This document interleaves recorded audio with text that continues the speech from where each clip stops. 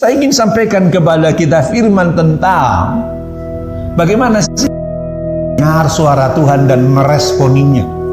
Saya ingin tunjukkan kepada kita sebuah contoh kasus dalam Alkitab yang saya kira kita semuanya sudah akrab dengan kasus ini, yaitu kasus tentang bagaimana Samuel dipanggil oleh Tuhan. Baca firman Tuhan yang terdapat dalam 1 Samuel pasalnya yang ketiga, ayatnya yang pertama sampai dengan ayatnya yang ke-10. Saya akan baca kisah ini, kita ikuti kisah ini Bapak Ibu sekalian. Ini berkisah tentang Tuhan memanggil Samuel. Seperti kita tahu bahwa Samuel ini sejak lahir sudah dipersembahkan kepada Tuhan. Lalu karena dia dipersembahkan kepada Tuhan, maka dia pun tinggal di bait Allah, di gereja. Tapi ternyata Samuel muda ini, walaupun dari kecil sudah dipersembahkan kepada Tuhan, tinggal di gereja, dia belum bisa membedakan mana suara Tuhan, mana suara Eli majikannya itu. Saya akan baca bagi kita, Bapak Ibu sekalian ikuti dalam Alkitabnya, dalam 1 Samuel pasal 3 ayat yang pertama sampai dengan ayat yang ke-10. Nanti saya akan berikan penjelasan-penjelasan Bapak Ibu sekalian. Demikianlah firman Tuhan. Samuel yang muda itu menjadi pelayan Tuhan di bawah pengawasan Eli. Pada masa itu firman Tuhan jarang, penglihatan-penglihatan pun tidak sering. Pada suatu hari Eli yang matanya sudah mulai kabur, tidak dapat melihat dengan baik, sedang terbaring di tempat tidurnya. Lampu rumah Allah belum lagi padam. Samuel telah tidur di dalam bait suci. Lihat ini kalimat ini, tempat tabut Allah. Kalau dalam bait suci zaman dulu, tabut Allah itu di mana sih ditaruh? Bukan di pintu gerbang, bukan di ruang utama ibadah, tapi tabut Allah itu ditaruh di ruang Maha Kudus. Jadi Samuel itu tidur di ruang Maha Kudus. Lihat ya, dia sudah pelayan Tuhan, tidurnya pun di ruang Maha Kudus. Wow, sebuah privilege yang luar biasa. Tetapi saya mau bilang kepada kita, ternyata privilege yang luar biasa itu tidak jaminan bahwa kita bisa mendengar suara Tuhan dengan clear dan jelas. Menjadi pelayan Tuhan ternyata tidak jaminan bagi kita bahwa kita bisa mendengar suara Tuhan dengan jelas. Sama seperti Samuel ini. Walaupun dia pelayan Tuhan, tinggal di ruang Maha Kudus, tapi ketika Tuhan bicara, dia nggak bisa membedakan mana suara Tuhan, mana suara Imam Eli. Saya akan baca Ibu sekalian. Jadi tadi sudah sampai 3, dia tidur di dalam bait suci tempat tabut Allah. Ayat 4, lalu Tuhan memanggil, Samuel, Samuel. Dan ia menjawab, ya Bapa. Ya Bapa di sini bukan ya Bapa kepada Tuhan, tapi ya Bapa di sini adalah kepada Imam Eli sebagai mentor dari Samuel. Dikatakan ayat 5, lalu berlarilah ia kepada Eli. Nah, lihat. Serta katanya, ya Bapa, bukankah Bapa memanggil aku? Tetapi Eli berkata, aku tidak memanggil. Tidurlah kembali. Lalu pergilah ia tidur. Samuel.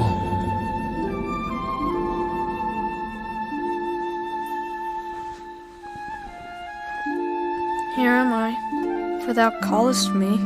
I called not, Lie down again.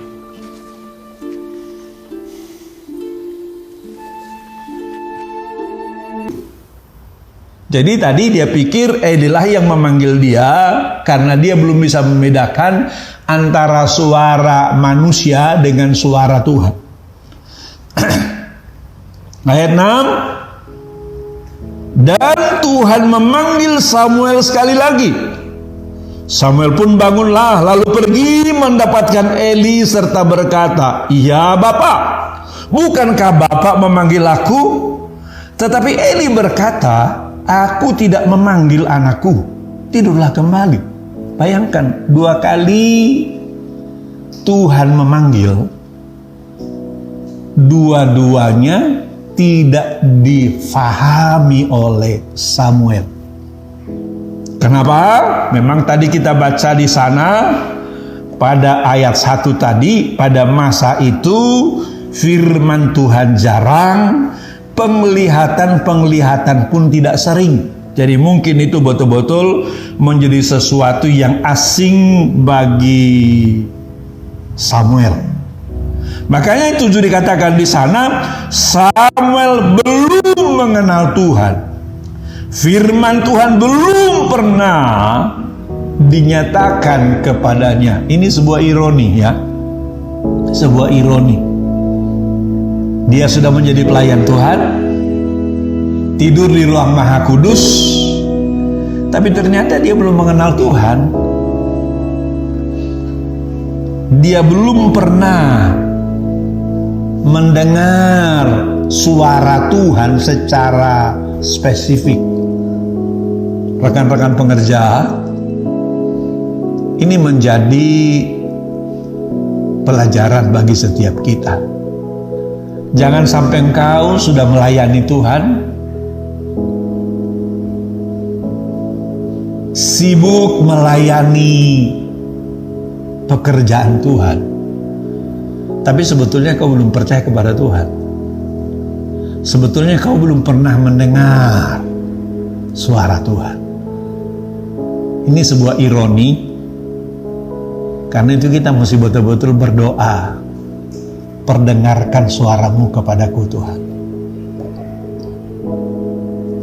Ayat 8. Dan Tuhan pun memanggil Samuel sekali lagi untuk ketiga kalinya. Ia pun bangun lalu pergi mendapatkan Eli serta katanya, "Ya Bapa, bukankah Bapak memanggil aku?" Lalu mengertilah Eli, lihat saudara, lalu mengertilah Eli bahwa Tuhanlah yang memanggil anak ini. Menurut saya di sinilah perlunya kakak rohani, orang tua rohani, mentor. Kenapa? Supaya kalau kita nggak bisa mengenali suara Tuhan, ada yang membimbing kita untuk mengenalinya, menerimanya, dan melakukannya. Kalau nggak, bayangkan sampai 3 kali di sini Samuel nggak tahu. Dan aneh juga, Eli pun baru untuk ketiga kalinya Tuhan memanggil Samuel, baru dia pikir dalam hati, jangan-jangan Tuhan nih yang ngomong sama anak ini.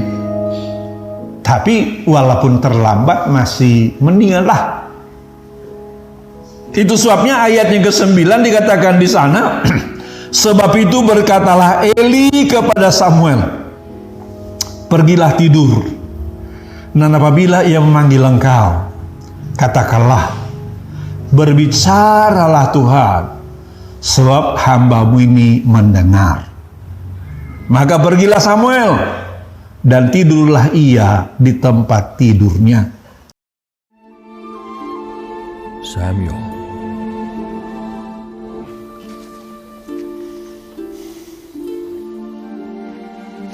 Here am I, for thou didst call me.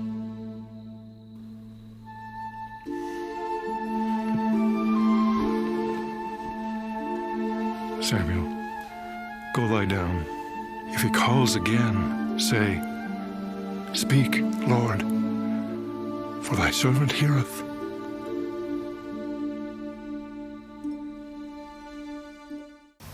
Lalu datanglah Tuhan berdiri di sana dan memanggil seperti yang sudah-sudah, Samuel, Samuel.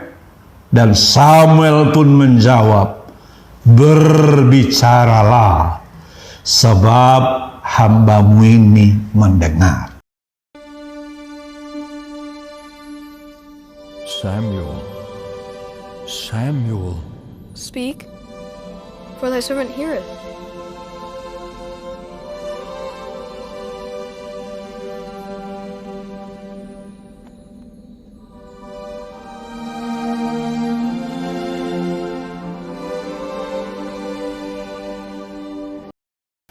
Jadi saudara, saya mau katakan kepada kita, kalau kita ingin mendengar suara Tuhan tadi, mendengar suara Roh Kudus tadi, maka yang pertama, kita harus memiliki hati yang terbuka. Berbicaralah Tuhan, hamba-Mu ini mendengar. Harus memiliki hati yang terbuka. Jangan merasa sudah pintar. Jangan merasa sudah bisa. Jangan merasa sudah lama pelayanan. No, itu nggak jaminan. Samuel kita lihat, dari kecil sudah diserahkan kepada Tuhan. Pada masa mudanya menjadi pelayan Tuhan. Dan dia tidur di ruang Maha Kudus. Tapi sampai 3 kali Tuhan berbicara kepadanya, dia tidak tahu kalau itu suara Tuhan. Dia nggak bisa membedakan mana suara Tuhan, mana suara Eli, mana suara Tuhan, mana suara manusia, mana suara Tuhan, mana suara hatinya sendiri.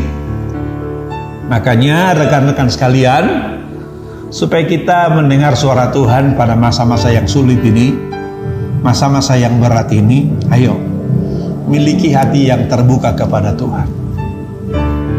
Ketika engkau saat-saat teduh, duduk seorang diri di kamar, di rumah, setelah engkau baca Alkitab, menyembah Tuhan, menyanyi, diamlah sejenak. Diam sejenak. Buka hatimu, buka tanganmu, katakan, berbicaralah Tuhan, sebab hamba-Mu ini mendengar. Nanti kau akan lihat, Tuhan mengatakan sesuatu kepadamu dan setiap perkataan Tuhan selalu merupakan perkataan yang powerful, penuh kuasa, yang akan memampukan engkau melewati masa-masa yang sulit, masa-masa yang pelik dalam kehidupanmu. Sehingga kau, sehingga saya, sehingga kita menjadi orang Kristen yang berkemenangan. Jadi sekali lagi, supaya fungsi pertama dari Roh Kudus tadi mengajarkan segala sesuatu kepada kita itu terbukti, maka kita semuanya harus memiliki hati yang terbuka. Kan malam ini buka hatimu kepada Tuhan. Izinkan Tuhan mengurapi engkau. Izinkan Tuhan berbicara kepadamu. Katakan, Tuhan, berbicaralah kepada hamba-Mu ini. Saya siap mendengar. Ketika dia katakan sesuatu kepadamu, mungkin itu aneh bagimu, mungkin itu gak masuk akal bagimu, beranilah melangkah dengan iman. Sama seperti murid-murid Yesus. Ketika mereka pergi ke Danau Galilea, menangkap ikan semalam-malaman tapi tidak dapat apa-apa. Pagi-pagi ketika Yesus datang di pinggir Danau Galilea, dia berkata, "Hai anak-anak, adakah kamu punya lauk pauk?" Murid berkata, "Tuhan, telah semalam-malaman kami, tapi kami tidak dapat menangkap apa-apa." Lalu Yesus berkata, "Kalau begitu tolaklah jalamu, perahumu ke tempat yang dalam, dan tebarkanlah jalamu." Ini perintah yang aneh. Kenapa? Karena hari udah siang. Hari udah siang, biasanya ikan sudah pergi ke tempat yang dalam untuk beristirahat di sana. Tapi lihat, ketika Tuhan berkata, "Tebarkanlah jalamu, maka kamu akan dapat." Mereka katakan, "Guru, telah semalam-malaman kami menebarkannya, nggak dapat apa-apa." Dan mereka bilang begini, "Tapi karena Engkau yang mengatakannya, kami akan tebarkan juga. Apa kita bilang, saudara? Begitu mereka tebarkan jala itu, mereka tidak lagi dapat menariknya. Kenapa? Saking banyaknya ikan itu. Jadi saya mau bilang kepadamu, ternyata hidup dan bekerja menurut ordernya Tuhan itu akan mendatangkan hal-hal yang luar biasa. Makanya rekan-rekan, buka hatimu kepada Tuhan. Buka hatimu kepada Tuhan. Izinkan Dia mengurapi engkau. Dia akan mengatakan sesuatu yang luar biasa kepadamu, dan Dia akan berikan kepadamu kemenangan dan mujizat yang luar biasa. Amin. Shalom. Tuhan berkati.